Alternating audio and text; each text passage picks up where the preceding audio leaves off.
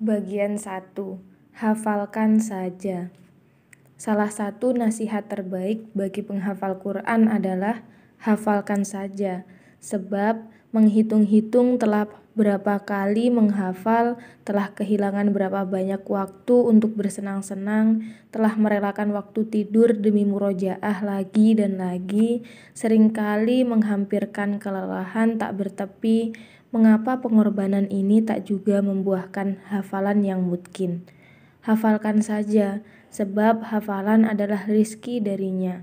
Hafalkan saja, sebab barangkali Allah hadirkan rizki lain berupa kemudahan setiap urusan, ketenangan hati, kesehatan lahir batin.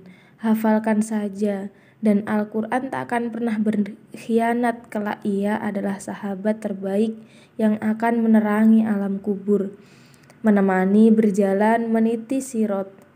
Hafalkan saja, tanpa pernah berpikir kapan akan selesai, kapan akan berakhir, sebab sejatinya kita sedang mempersahabati Al-Quran sepanjang masa.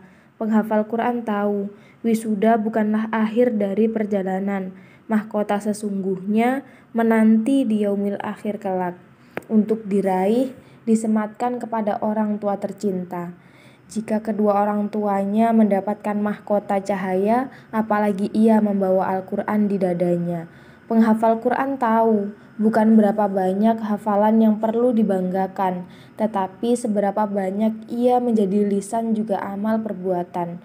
Sudahkah kita menjadi sebaik-baik insan yang mempersahabati orang tua, menjadi qurratu a'yun, menyampaikan dengan hikmah, menjadi pejuang tangguh yang menerima seruan Allah dan Rasul dalam keadaan berat maupun ringan. Sebab sejatinya yang dinanti dari seorang penghafal Quran adalah manfaatnya, bukan sebatas hafalan. Ahlul Quran adalah yang berdiri saat yang lain duduk, bersanda gurau, yang terbangun saat yang lain terlelap, yang menahan lapar saat yang lain kenyang. Ustadz Budi Azhari dengan beberapa tambahan redaksi. Ada harga yang harus dibayar, ada pengorbanan, kelelahan, keletihan, hingga kejenuhan yang menyeruak saat usaha kita telah sampai pada batasnya. Ketika tiba pada titik untuk menyerah, jujurlah, tanyakan pada diri sendiri, apa sesungguhnya tujuan kita menghafal Al-Quran?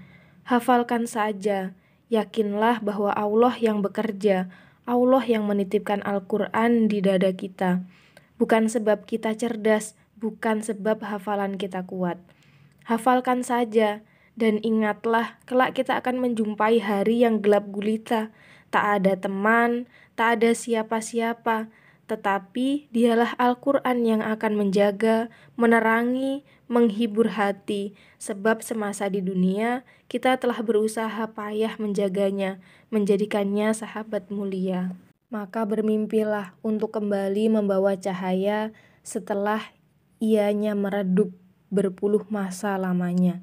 Cahaya pada setiap inci kehidupan manusia melalui Islam yang tegak, yang umatnya beramal juga berakhlak Al-Quran. Bagian 2, baca dan naiklah.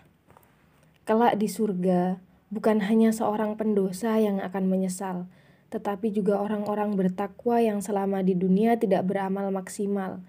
Iqra dikatakan kepada mereka yang memasuki surga, baca dan naiklah hingga ayat terakhir yang engkau baca. Apakah di surga ada mushaf? Tidak, mushaf sudah musnah saat hari kiamat tiba. Lalu, apakah kita bisa membaca jika tidak ada mushaf? Bisa, dengan hafalan. Tetapi, bagaimana kita membaca jika tak memiliki hafalan Al-Quran di dada? Satu persatu penghafal Quran naik ke derajat yang dicapainya. Ada yang terhenti hanya setelah membaca Al-Fatihah. Ada yang naik lebih tinggi sebab hafalannya melebihi Al-Baqarah. Ada yang melesat jauh sebab separuh Al-Quran ia hafalkan. Dan tiba-tiba semua terkejut dengan datangnya orang mulia yang Allah perkenankan naik lebih tinggi dan lebih tinggi lagi, sebab ia membawa seluruh hafalan Quran lengkap dengan 7 hurufnya. Ya Allah, ini barulah gambaran yang disampaikan oleh Syekh Hanafa dalam majelisnya, membuat diri merasa semakin kecil, tidak memiliki apa-apa, tapi kita masih punya kesempatan kan? Masih ada waktu bagi kita untuk mempersiapkan. Jika derajat tertinggi ada pada mereka yang memiliki paling banyak hafalan Al-Quran, tidakkah engkau menyesal selama di dunia tidak menuntaskan hafalan? Menghafal Quran tahu, bukan berapa banyak hafalan yang perlu dibanggakan, tetapi berapa banyak ia menjadi lisan juga amal perbuatan. Bagian 3 yang terpilih. Al-Quran itu datang kepada yang terpilih, bukan kepada yang mau. Syekh Khanova. Seringkali kita bertanya bagaimana cara menghafal Al-Quran yang cepat dan banyak, yang mungkin, yang tidak hilang dari dalam diri, dan sebagainya.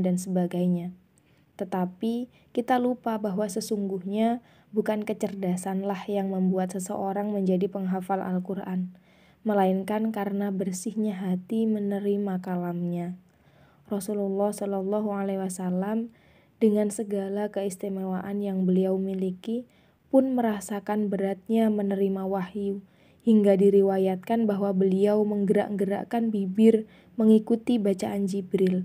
Lalu apa kata Allah? Jangan engkau Muhammad gerakkan lidahmu untuk membaca Al-Quran, karena hendak cepat-cepat menguasainya. Sesungguhnya kami yang akan mengumpulkannya di dadamu dan membacakannya. Quran Surat Al-Qiyamah ayat 16-17.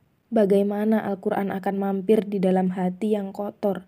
Bagaimana mungkin Al-Quran akan hadir pada hati yang bermaksiat? Maka pantaskanlah diri untuk menjadi sebaik-baik penjaga Al-Quran. Kemudian carilah guru yang dengannya kita bisa bertalaki. Rasul Shallallahu Alaihi Wasallam memiliki bacaan Al-Quran yang kokoh. Sungguh beliau mendapatkannya dari bertalaki dengan Jibril alaihissalam. Jibril membacakan, Rasul mendengarkan, maka bacaan tersebut akan berkumpul di dada beliau. Begitulah hakikatnya menghafalkan Al-Quran. Bertalaki, mendengarkan bacaan guru, kemudian menghafalkannya.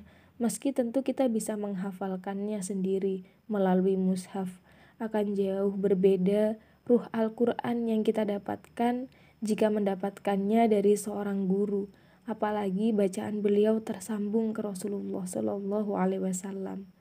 Barangkali lemahnya kita dalam menghafal Al-Quran karena kita tergesa-gesa mengikuti bacaan, tergesa-gesa ingin hafal banyak, tergesa-gesa ingin mungkin, tetapi lupa bagaimana hakikat Al-Quran tersebut turun dan diwariskan hingga sampai ke generasi kita.